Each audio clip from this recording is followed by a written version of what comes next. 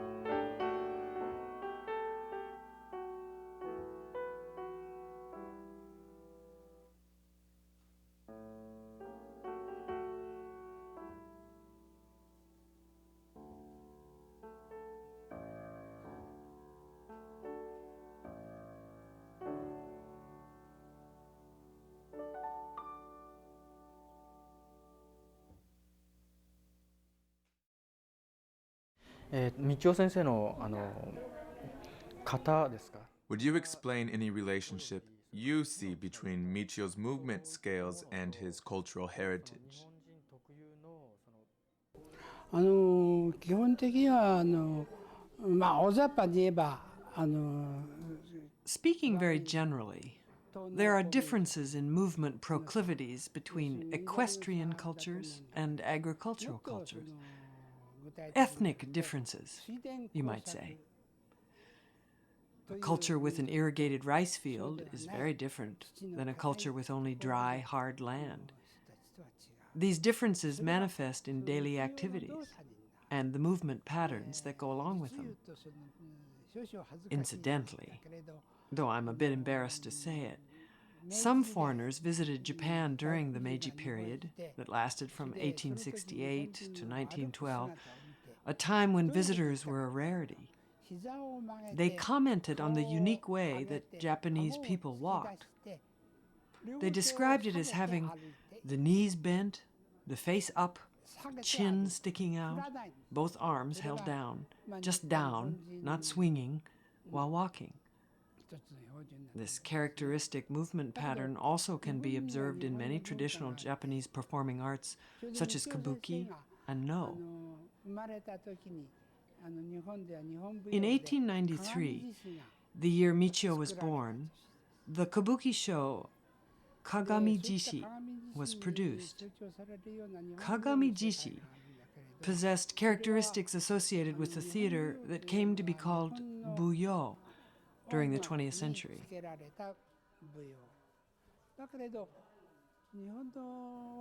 As early as the Edo period that began in the early 17th century, the dances that later became buyo were based on shamisen, music, and lyrics.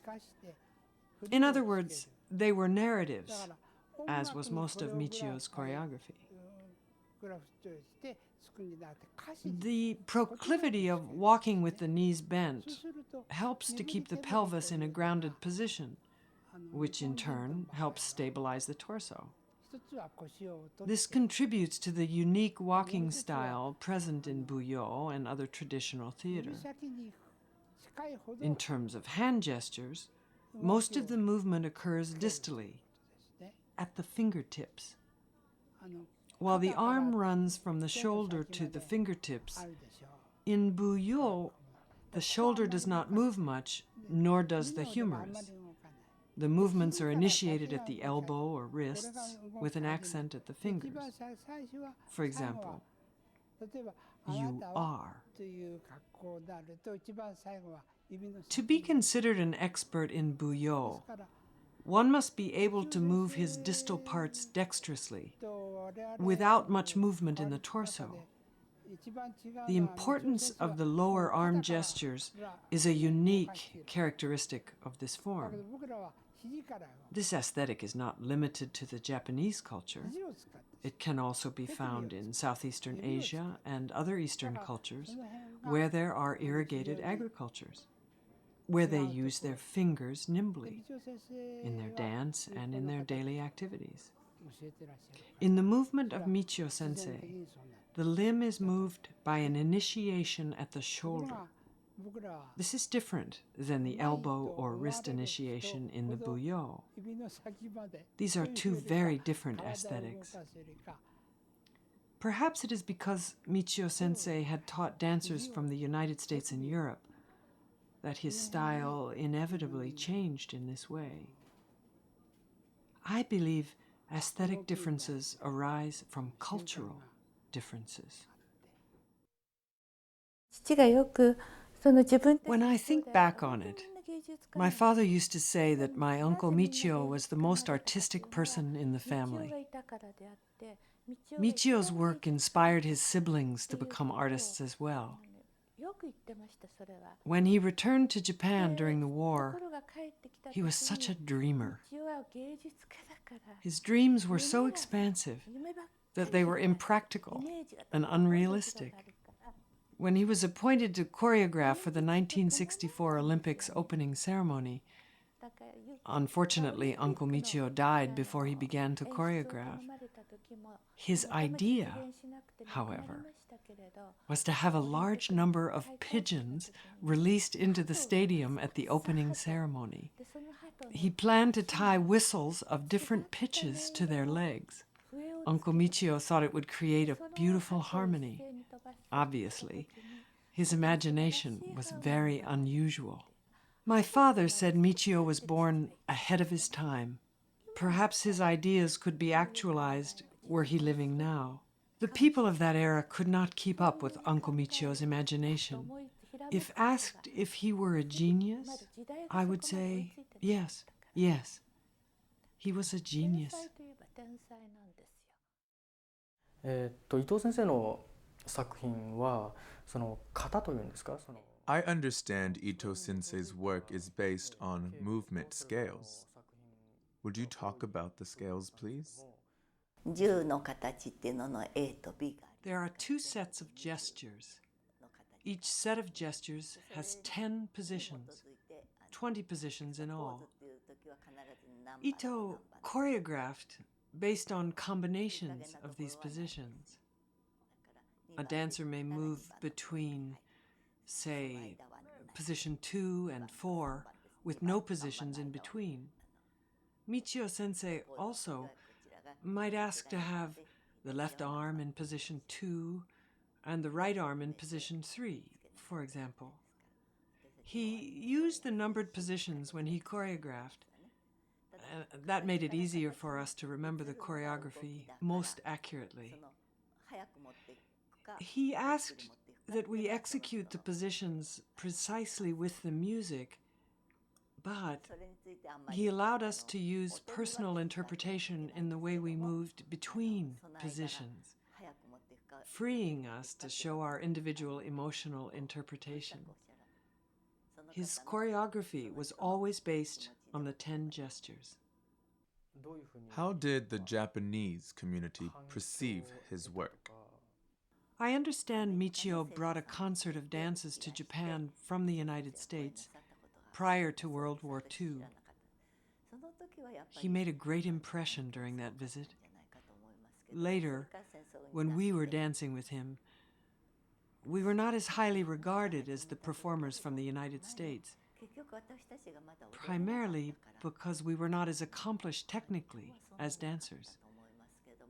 In our first 2 concerts in Japan, we used live orchestra. It was rare to have live music for a dance concert. The choreography was probably very good, but we dancers were not trained well enough here in Japan. We couldn't live up to the challenges of the choreography, and the press did not give us much coverage. Could you describe what it was like to work with him? In the period immediately following World War II, Japanese people behaved very differently than they do now. At that time, a female student could not ask questions. She could only receive his instruction. Women almost never talked to men. After rehearsals, students just said thank you and goodbye. We never went out to have tea or coffee as students of this generation do. Michio Sensei taught very gently and supportively, never showing frustration or anger. Even when I felt I did not do well, he would compliment me. That made me more confident and content. In retrospect, I see that was probably an American approach to teaching. He did not come to every rehearsal. He attended only once or twice a week. When he arrived, we only gave a greeting, never personal conversation. I never was personally close to him. I saw him only as a teacher. Now I see that there was more distance between us than there would be now. We placed him on a pedestal. どちらかというと、簡単に見えてしまう、技術 I have heard that some of Michio Sensei's choreography may have the appearance of being simple on a technical level. Can you describe the technical challenges a dancer takes on when learning and performing his choreography? どういうところが一番はい、その話は私も習っていた先生から、I have heard from my teachers that many people think Ito's choreography is easy enough to be performed by amateurs. However, it is technically difficult. Ito sensei originally choreographed for trained ballet dancers when he was in the United States. He wanted these dancers to release their knees. He felt their knees were too straight and stiff for his choreographic style. He wanted them to dance softly. He taught them how to walk by releasing their knees, which he felt to be more natural and also more beautiful. A dancer needs to be trained in the technique of Ito sensei in order to perform his dances correctly. Without a technically trained body, a dancer's internal beauty cannot be perceived by the audience. Without a technically trained body, the choreography of Ito sensei cannot be performed with the depth and artistry it requires. What challenged you most when learning the choreography of Ito sensei? はい、私の My generation never studied directly with Michio sensei. As a second-generation pupil, unlike my instructors, I never saw Michio sensei perform live. I did not have the privilege to learn directly from him. Deep in my heart, I know I have missed a great opportunity. I have taken lessons from some of his direct pupils. Michio sensei would cast his students in choreography for which he felt they were most suited. Therefore, unfortunately, I have learned only the specific dances my teachers were given, not necessarily dances that were best suited for me. Maybe this is why I find some of his choreography too difficult for me. I often think that I'm not dancing them well, that I am able to perform only a few of his dances properly. I understand that dancers may perform differently at different stages in their lives. How has your performance of dances by Ito-sensei changed as you have matured? In his graduation performance from Del Croze, Michio Sensei created and performed the dance Ave Maria. In this dance, he depicted youth, middle age, and old age. Ave Maria may be performed by dancers of different ages. It can be performed by dancers who are even older than my senior instructors. This is very different than classical ballet, which many dancers must stop performing at a relatively young age because of injury or the physical demands of the idiom. In the work of Michio Sensei, my senior instructor is able to dance with different nuances than I. My challenge is to find those nuances in his work as I mature. The award-winning UW Dance program is home to Chamber Dance Company, whose mission is to present and archive modern dance works of historic and artistic significance for future generations. Tune in next time for more Chamber Dance Company performances here on UW TV.